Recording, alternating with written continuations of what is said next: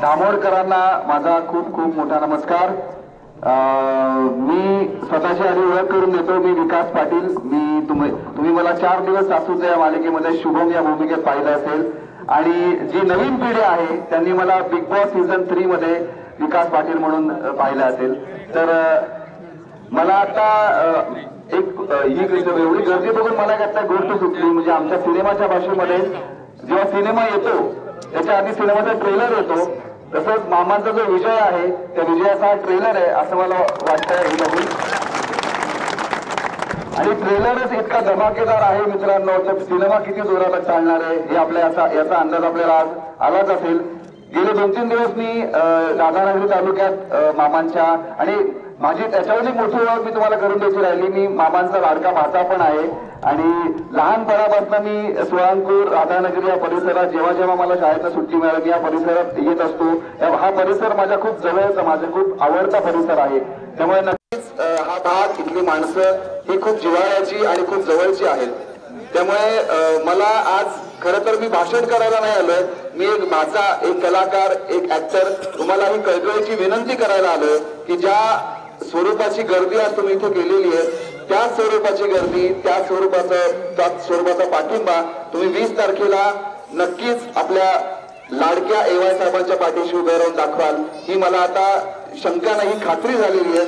कारण अशा पद्धतीची गर्दी म्हणजे मला असं ऐकायला मिळालं की कॉर्नर सभा आहे, तर कुठल्याच रूपानं मला कॉर्नर सभा वाटत नाहीये, ही एक महासभा आहे असं मला वाटतं। कारण अशा पद्धतीचे लोक कॉर्नर सभेला, हा काही कॉर्नर नाही, हा खूप मोठा परिसर आहे आणि इतक्या लोकांची गर्दी पाहून खरंच मी खूप भारावून गेलोय आणि ही खरी मला असं वाटतं विजयाची नांदी आहे।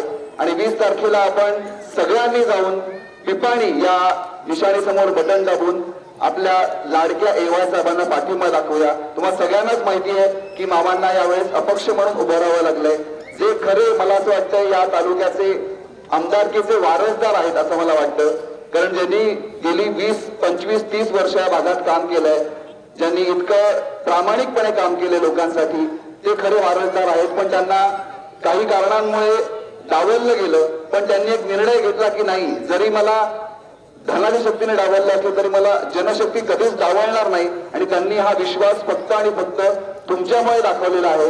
तुमच्यासाठी ते यावर्षी आमदारकीला उभे आहेत आणि हा त्यांचा तुमच्यावरचा विश्वास मला नक्की माहिती आहे, हा तुम्ही वाया जाऊ देणार नाही।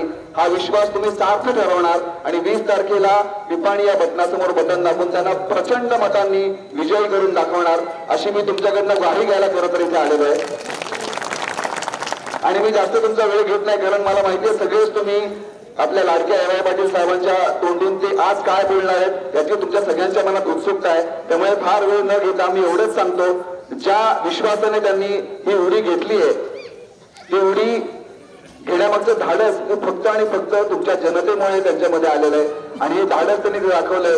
ते मला एवढीच विनंती करतो की वाया जाऊ देऊ नका, कारण अशी संधी आपल्याला पुन्हा येत नाही। ही संधी जशी मामांसाठी आहे तशी आपल्या जनतेसाठी सुद्धा आहे, कारण ही संधी गेल्यावर तर पुढची 5 वर्ष आपल्याला परत तेच रडगाणं नको आहे की आपल्या तालुक्यातला आमदार कधी होणार। त्यामुळे ही संधी तुमच्याजवळ आलेली आहे आणि प्लीज मित्रांनो, ही संधी वाया घालवू नका आणि प्रचंड बहुमताने AY पाटील साहेबांना निवडून द्या ही मी विनंती करतो आणि तुमचा निरोप घेतो। थँक्यू।